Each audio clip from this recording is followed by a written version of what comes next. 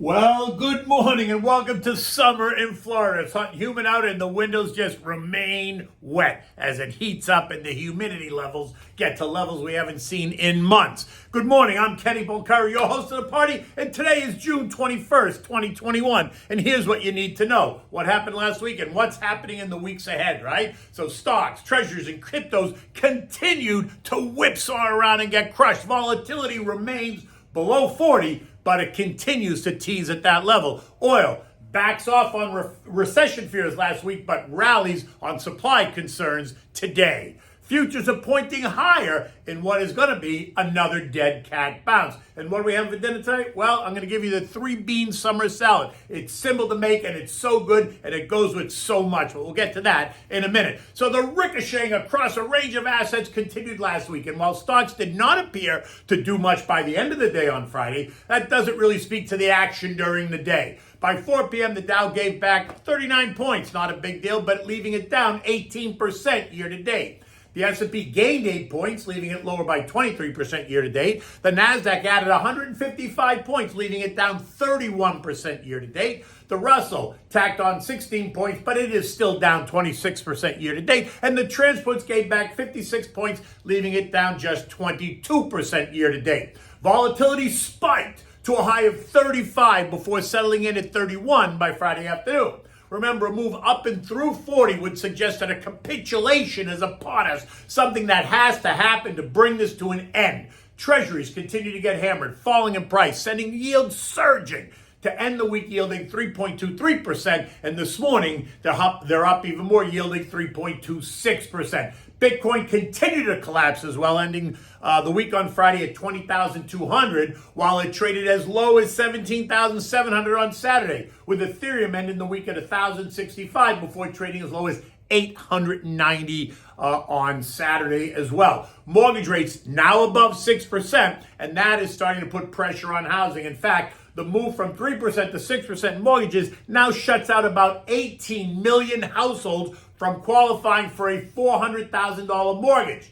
That represents a 36% reduction in demand, all while the Fed promises even higher rates in the months ahead. So what do you think that's going to do to the housing market when that happens?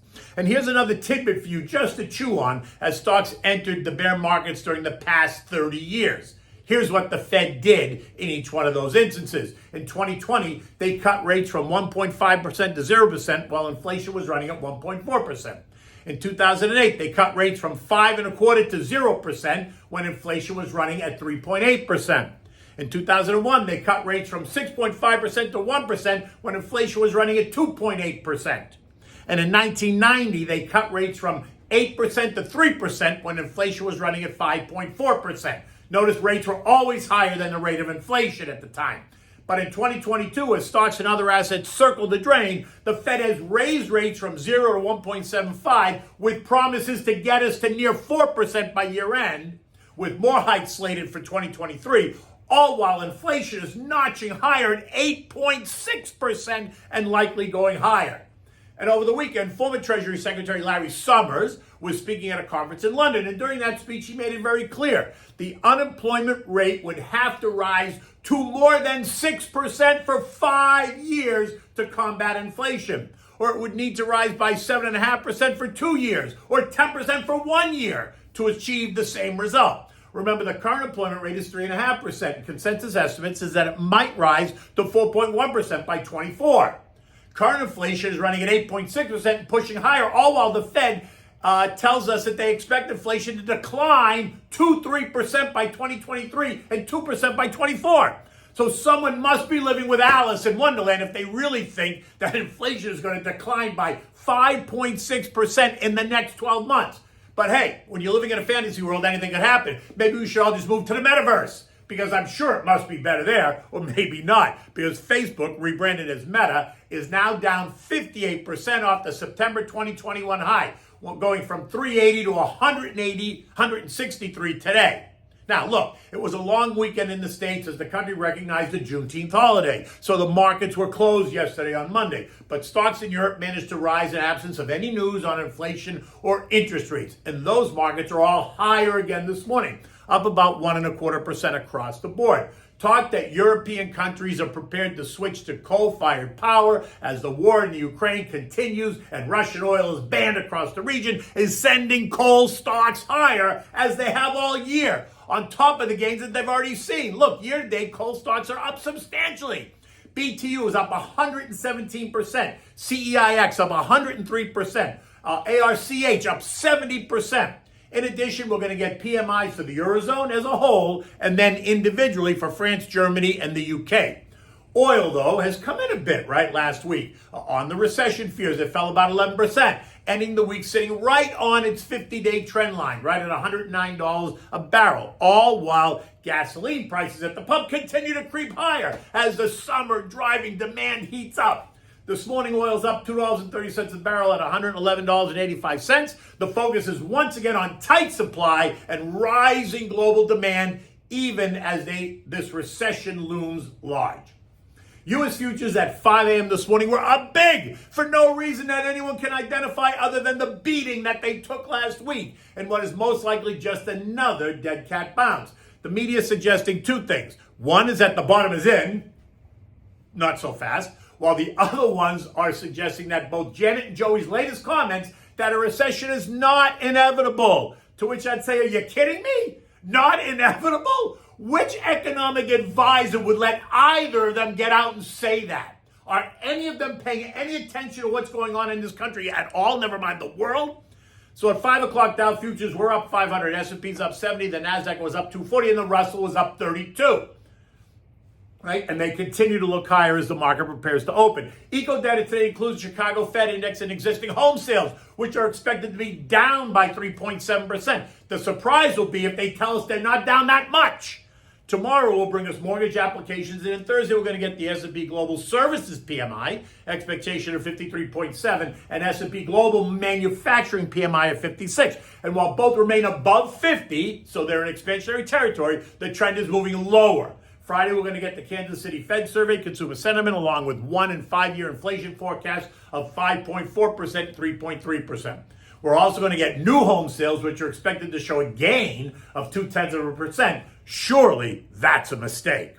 While today may feel like a bit of a reprieve, I would say don't get too comfortable just yet. Overnight, our friends at both Morgan Stanley and Goldman Sachs reiterated their calls for lower prices before this is over. Recall, Morgan Stanley has S&P 3,400 as their target, and Goldman has suggested the S&P could fall as low as 3,100 before we reach bottom. As of this morning, the S&P stands at 3675. The market is now pricing in a 90% chance of another 75 basis point rate hike next month. But do not rule out a 100 basis point move. Recall, this is not out of the question. They've floated it a couple of times, and they are now just waiting for the economic data. And if the data continues to reveal upward pressure on prices, expect to hear more about a full percentage point, 100 basis point move at the July meeting. So that's only in the weeks ahead.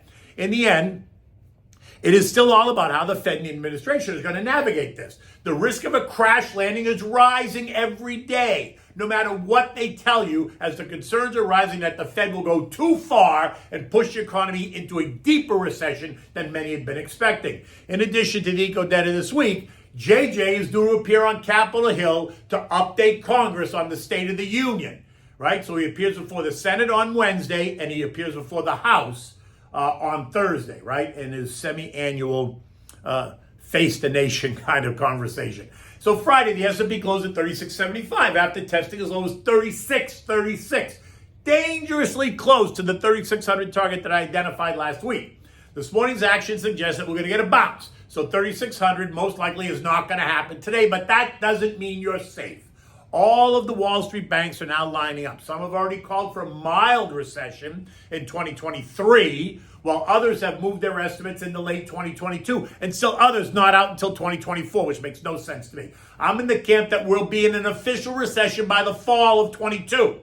Right? First quarter GDP was negative 1.3%, and second quarter GDP is now estimated to be 0%. And that's been revised downward from plus 1.3, and the quarter's not over yet. So you could see a further negative revision. If it is, that's 2 negative quarters. If you caught any of the Sunday news programs, you're starting to hear many in the administration talk about recession being the direct result of the transition from fossil fuels to renewable energy, right? Think soaring oil and natural gas prices. So now the coming recession is being framed as a cost we all must bear to transition to a new world. So if they can convince you of the noble cause, they can frame the recession as our obligation to save the world, and then it makes it all okay.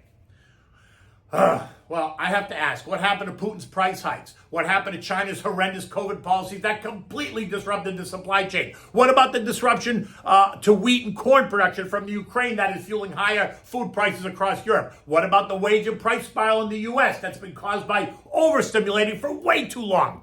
None of that has anything to do with any transition from fossil to renewables. So again, I'm a little bit confused, but hey, they have to try and steer the conversation away from what we all see and know to be true ahead of the midterms, which are now only 4.5 months away. So it's going to be very interesting as we move through summer. Expect the volatility to remain at least through the July Fed meeting.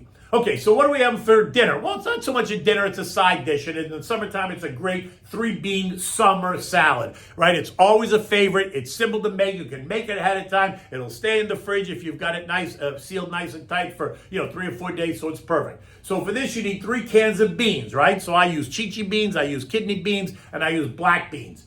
You need fresh cucumber, you need fresh parsley, a red onion, 3 tablespoons of drained capers, and some dried oregano. Some people use a white onion. I prefer the red because I love red onions.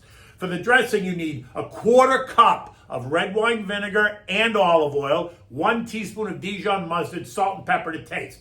Now you want to begin by chopping and dicing the medium red onion. Like I said, if you don't have a red onion, you can use a standard white onion, a Vidalia onion. If you want, I always use red though, right? Because it gives it more zing.